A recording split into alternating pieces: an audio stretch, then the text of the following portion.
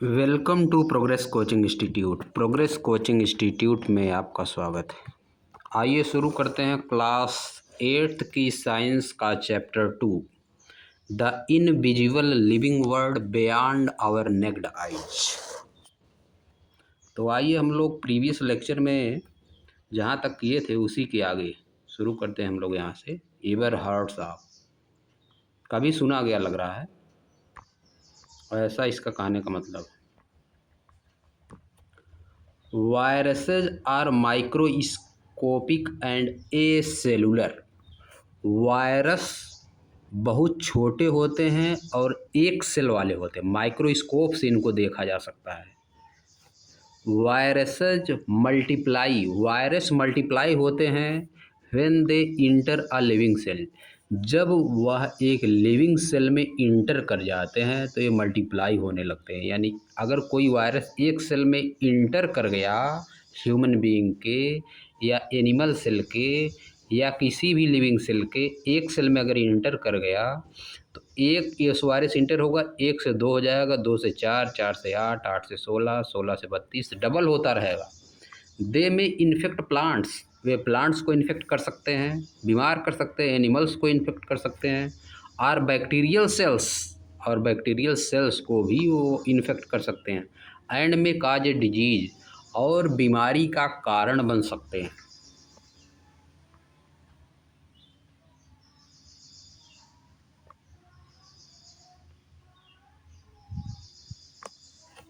How are we connected to microbes.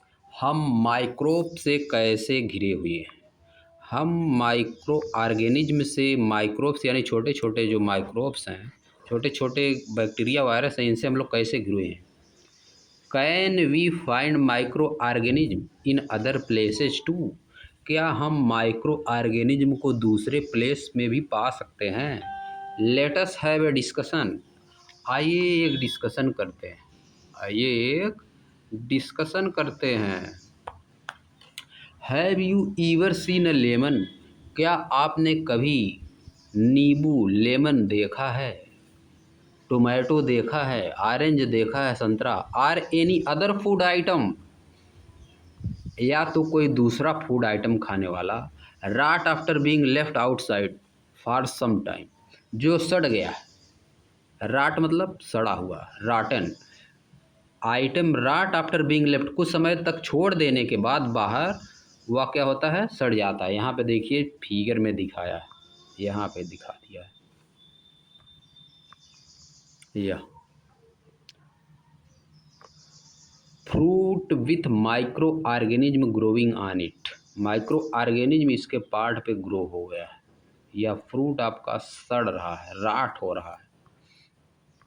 अब देखिए आगे। इफ़ यस, यदि हाँ, यू मे हैव नोटिस्ड, आपने नोटिस किया होगा, ध्यान दिया होगा, a powdery or cotton like growth on them. एक पाउडर की तरह या काटन लाइक ग्रोथ जहाँ हो जाता है, यह पाउडर या पाउडर की तरह या cotton like growth. This happens, ऐसा होता है, बिकाज मतलब क्योंकि, they have been infected by microbes, क्योंकि वे माइक्रोब से इन्फेक्टेड हो गए हैं। ऐसा क्यों होता है? क्योंकि वे माइक्रोब से इन्फेक्टेड हो गए हैं। बट मतलब लेकिन, where did these microbes come from, ये माइक्रोब कहाँ से आए? How did they come in contact with the food, वे फूड के कांटेक्ट में, फूड के संपर्क में कैसे आए? आगे देखिए। दिस हैपन, ऐसा हुआ। बिकाज, क्योंकि, micro organism can be found everywhere, क्योंकि माइक्रो ऑर्गेनिज्म हर जगह पाए जाते हैं। बी इन वाटर, वाटर में पाए जाते हैं, सॉइल में पाए जाते हैं, एयर में पाए जाते हैं, और इवन सम फूड आइटम्स में भी पाए जाते हैं। You can use a foldscope, आप एक फोल्ड स्कोप या माइक्रोस्कोप का यूज कर सकते हैं to explore surface of leaves, पत्तियों की लीव्स को एक्सप्लोर करने के लिए, स्टेम्स को, तने को एक्सप्लोर करने के, रूट जड़ को एक्सप्लोर करने के लिए, are any other part of part to see them. आप पत्तियों को एक्सप्लोर कर सकते हैं, उनके तनों स्टेम्स को एक्सप्लोर करते हैं, रूट जड़ को, या किसी अदर पार्ट को देखने के लिए आप माइक्रोस्कोप या फोल्ड स्कोप का यूज कर सकते हैं। लाइक प्लांट्स की तरह एंड एनिमल्स, और एनिमल की तरह micro organism also show great diversity. Micro organism में भी बहुत तरह की डाइवर्सिटी होती है, अलग अलग तरह के होते हैं। Some of them can even be found in extreme climate condition. कुछ बहुत ही एक्सट्रीम क्लाइमेट कंडीशन में पाए जाते हैं, बहुत ही सख्त क्लाइमेट कंडीशन में पाए जाते हैं। सच एज कुछ हॉट वाटर स्प्रिंग में पाए जाते हैं, हॉट वाटर स्प्रिंग्स में पाए जाते हैं। एंड स्नो कोल्ड जोन, और बर्फ़ जैसे कोल्ड जोन में पाए जाते हैं। एज वेल एज, साथ ही साथ एट मॉडरेट टेम्परेचर में भी पाए जाते हैं। बहुत ज़्यादा गर्मी में भी पाए जाते हैं, बहुत ज़्यादा बर्फ़ जैसी ठंडी में भी पाए जाते हैं, और मॉडरेट टेम्परेचर में तो पाए ही जाते हैं। यू ऑलरेडी नो, आप पहले से जानते हैं। Some of these organism live inside our bodies, इनमें से कुछ ऑर्गेनिज्म हमारे बॉडी के अंदर रहते हैं, स्पेशली इन आवर गट, विशेष रूप से एक गट में पाए जाते हैं। हमारे शरीर का पार्ट है गट, जिससे फूड अंदर जाता है। माउथ से लेकर पेट के अंदर जिससे फूड जाता है उसको गट बोला जाता है। एक प्रकार से हम गट को क्या बोल सकते हैं? The tube in the body through which food passes when it leaves the stomach. Intestine हम लोग बोल सकते हैं, इंटेस्टाइनाथ हिंदी में जिसको कहा जाता है। You have studied in the chapter life process in animal, आप life process in animal chapter में पढ़ चुके हैं। इन क्यूरियासिटी के ग्रेड 7 में, दैट माने कि our intestine has many bacteria, हमारे इंटेस्टाइन में बहुत सारे बैक्टीरिया होते हैं। दैट हेल्प इन डाइजेशन, जो कि डाइजेशन में हमारी हेल्प करते हैं, भोजन को पचाने में हमारी हेल्प करते हैं। Like plants and animal, plants और एनिमल की तरह micro organism very in shape, micro organism अलग अलग होते हैं शेप में, साइज में और स्ट्रक्चर में। इन टेबल 2.1 एंड टेबल 2.2, टेबल 2.1 और टेबल 2.2 में यू वुड हैव ऑब्जर्व, आप देख चुके हैं micro organism of different shape के माइक्रो ऑर्गेनिज्म को आप देख चुके हैं।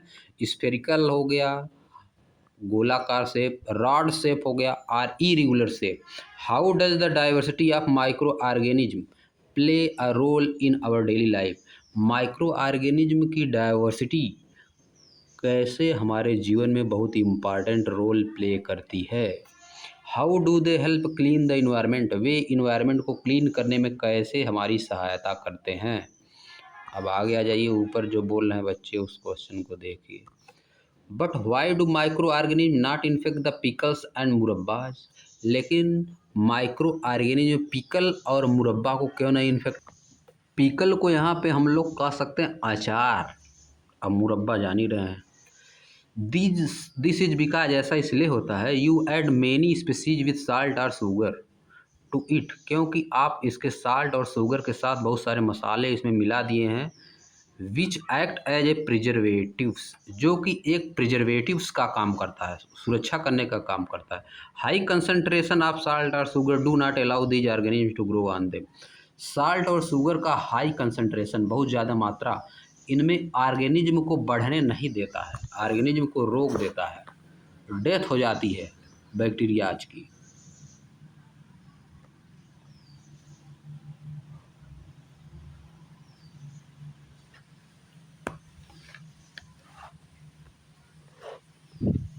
की प्लेयर्स इन क्लीनिंग इन्वायरमेंट को क्लीन करने में मुख्य रोल किसका होता है। Let us attempt to understand this by doing an activity, आइए इसको समझने का प्रयास करते हैं एक एक्टिविटी के द्वारा। लेट अस डू, आइए करते हैं activity 2.17। Take an empty container, एक खुला हुआ एकदम खाली कंटेनर लीजिए, and fill it half with garden soil, इसको आधा भर दीजिए, गार्डन्स की मिट्टी से भर दीजिए। Add some fruit and vegetable peel to the container, container में कुछ फ्रूट और वेजिटेबल के छिलकों को रखिए। देयर आफ्टर इसके बाद put a layer of soil on it, इसके ऊपर सॉइल का एक लेयर पुनः रखिए, and leave it A side, और इसको एक साइड रख दीजिए।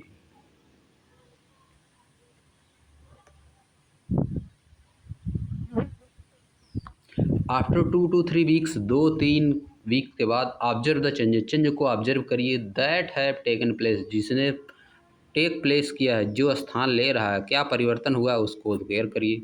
Do you observe any difference in the content of the container, क्या आपने कंटेनर का जो बर्तन है उसके कंटेंट में आप कुछ डिफरेंस पाए। यू में फाइंड, आप पाएंगे that peel of fruit and vegetable have turn into dark colour, की छिलके, फ्रूट और वेजिटेबल के छिलके किस कलर में चेंज हो गए, डार्क कलर में चेंज हो गए हैं, डार्क कलर मटेरियल में चेंज हो गए। दिस इज मन्यूर, इसी को क्या कहा जाता है, मन्यूर कहा जाता है। जो डार्क कलर में वेजिटेबल्स और फ्रूट के छिलके चेंज हो गए हैं, इसी डार्क कलर को हम लोग मन्यूर कहते हैं। Which is rich in nutrients, जो कि न्यूट्रिएंट में बहुत ज़्यादा रिच होता है, बहुत ज़्यादा न्यूट्रिएंट पाया जाता है। And help increase in the fertility of the soil, और ज़मीन की फर्टिलिटी, ज़मीन को उपजाऊ बनाता है ताकि उसमें ज़्यादा चीज़ें पैदा हो सके। But how did the peel of fruit and vegetable turn into manure, तो लेकिन फ्रूट और वेजिटेबल का छिलका जो है मन्यूर में कैसे चेंज हो गया, खाद, मन्यूर मतलब खाद में कैसे चेंज हो गया, जैविक खाद इसको कहा जाता है हिंदी में। इन एक्टिविटी 2.6, एक्टिविटी 2.6 में यू सा दैट, आपने देखा, soil contains various kind of micro organism, की मिट्टी में बहुत तरह के माइक्रो ऑर्गेनिज्म होते हैं। Some of these micro organism like fungi and bacteria, इनमें से कुछ जैसे कि फंगी और बैक्टीरिया होते हैं। Act on the plant waste and slowly break into a simpler, यह प्लांट के वेस्ट पर काम करते हैं और धीरे धीरे उनको तोड़कर सिंपल कर देते हैं, छोटा छोटा कर देते हैं, न्यूट्रिएंट रिच मन्यूर बना देते हैं। You have been seen gardener in your school or in a field near your house, आपने अपने स्कूल के नज़दीक या फील्ड के नज़दीक गार्डनर को कलेक्ट करते हुए देखा होगा, या अपने घर के नज़दीक देखा होगा कि गार्डनर क्या कर रहा है, कलेक्टिंग ड्राई लीव्स, सूखी हुई पत्तियों को इकट्ठा कर रहा है, एंड प्लांट वेस्ट, और प्लांट के वेस्ट को इकट्ठा कर रहा है, एंड पुटिंग देम इनटू पिट्स, और उनको गड्ढों में डाल रहा है। डू यू नाउ अंडरस्टैंड, क्या आप समझ पाए, वाई दे डू दिस, वे ऐसा क्यों करते हैं। It is to make natural manure, या वे नेचुरल मन्यूर, नेचुरल खाद बनाने के लिए करते हैं। अब आ जाइए आगे, आवर साइंटिफिक, यहाँ पे देखिए बन रहा है नेचुरल मैन्योर, यह देखिए नेचुरल मैन्योर यहाँ बन जाएगा। Recycling of nutrient, recycling of nutrient by making manure,